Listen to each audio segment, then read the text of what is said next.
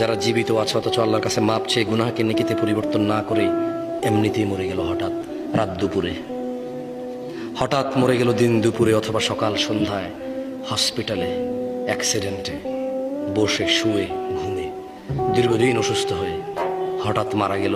তার গুনাহগুলো গুনাহ রয়ে গেল, এগুলো তার জাহান্নামে যাওয়ার কারণ হয়ে বসবে। অথচ গুনাহগুলোই নেকিতে পরিবর্তন করতে পারতো সে বেঁচে থাকা অবস্থায়। এই যে নিঃশ্বাস চলা অবস্থা যদি বলতো যে ইয়া আল্লাহ আর করবো না, তুমি সাক্ষী, আমি করলে তো তুমি দেখবাই, কোথায় করবো তোমার থেকে লুকিয়ে।